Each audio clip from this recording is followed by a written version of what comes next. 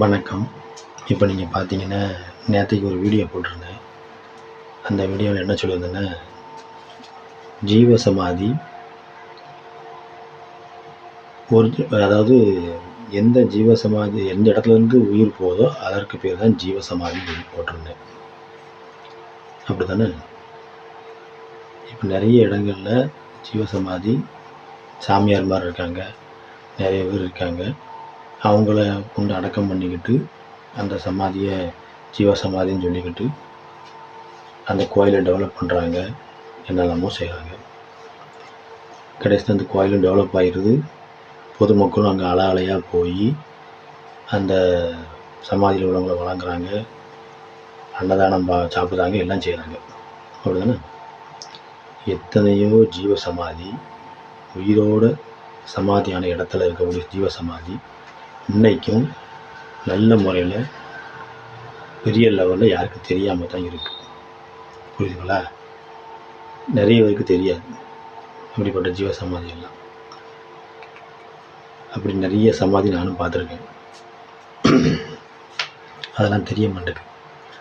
அப்போ எப்படி இந்த மாதிரி புதுசு புதுசாக வந்த சமாதிலாம் எப்படி டெவலப் ஆகுது, எப்படி சினிமா நடிகர்லாம் போகிறாங்க, எப்படி பெரிய பெரிய லெவலில் அந்த சமாதிலாம் டெவலப் ஆகுதுன்னா காசு தான்.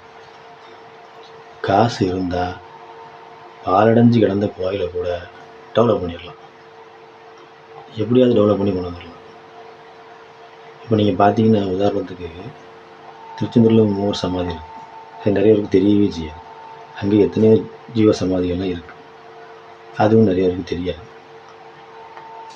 அப்படி நிறைய இடங்களில் சமாதிகள்லாம் இருக்குது.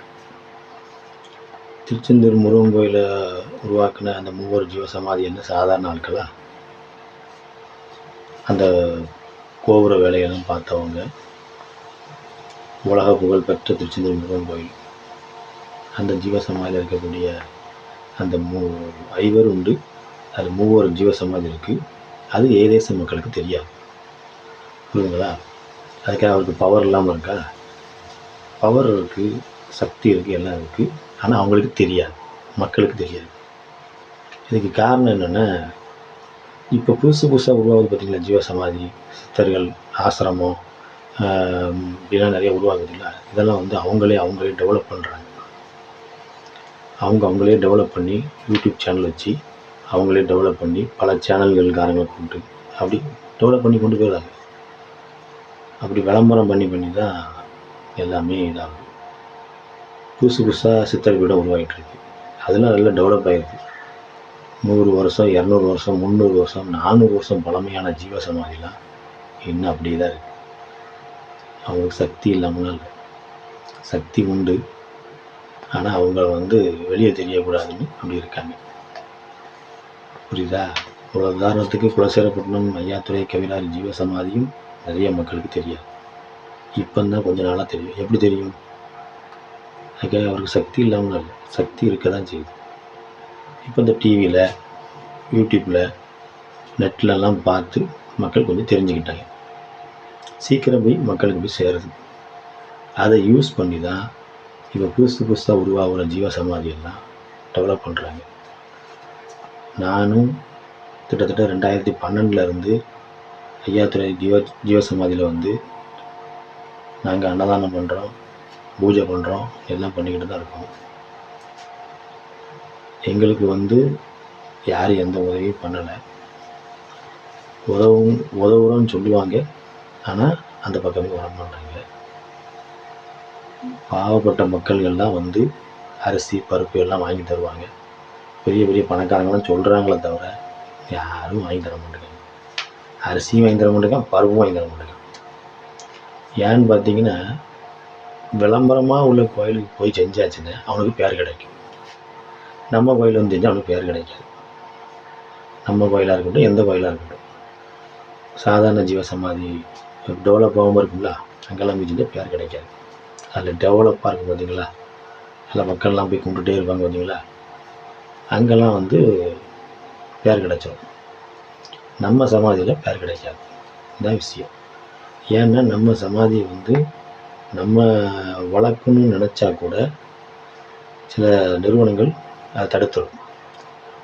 அது எதுவாக இருந்தாலும் சரி. எல்லா சேனல்ல இருந்து நம்மளை பேட்டி எடுத்தாங்க. ஆனால் ஒரு நியூஸில் கூட நான் பார்க்கல. பேட்டி எடுத்தாங்க, எல்லாம் செஞ்சாங்க. ஒரு நியூஸில் கூட வரல.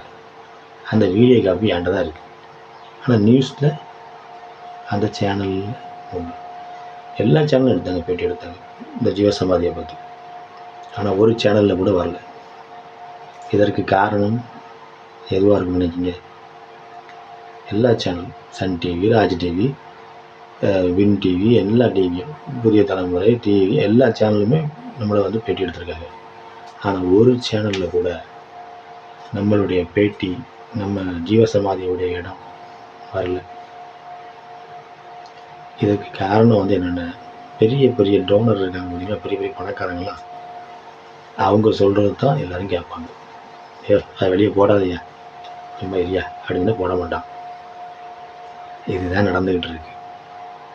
அப்போது அவன் சம்பாத்தியம் பண்ணுறதுக்கு, விளம்பரம் பண்ணுறதுக்கு எதையாவது ஒன்று பொய்யா சொல்லி செத்து கிடந்தவனை கொண்டு பேசி வச்சுட்டு ஜீவசமாதி சித்தர்ன்னு சொல்லி ஏமாற்றி மக்களை ஏமாற்றி காசு சம்பாதிக்காங்க. மக்களை ஆன்மீகம் நமக்கு தேவை, நல்லா தெளிவாக புரிஞ்சுக்கிடுங்க. அதற்காக மூட நம்பிக்கையாக நம்பாதீங்க. தெளிவாக புரிஞ்சுக்கிடுங்க. அவன் நான் சொல்லுவேன், நீங்கள் எங்கேருந்து கும்பிட்டாலும் உங்கள் பிரச்சனை தீரும். நீங்கள் எந்த தெய்வத்தை நினைக்கணும் அந்த தெய்வத்தை நினச்சி அந்த தெய்வத்துக்கு மேலே நீங்கள் நம்பிக்கை வைக்கணும். அவ்வளோதான். நான் திரும்ப திரும்ப இந்த வீடியோ போடுதுன்னு ஒரு விழிப்புணர்வுக்காக தான் போடுது. பார்க்குறதும் பார்க்காததும் உங்களுடைய கையில் தான் இருக்குது.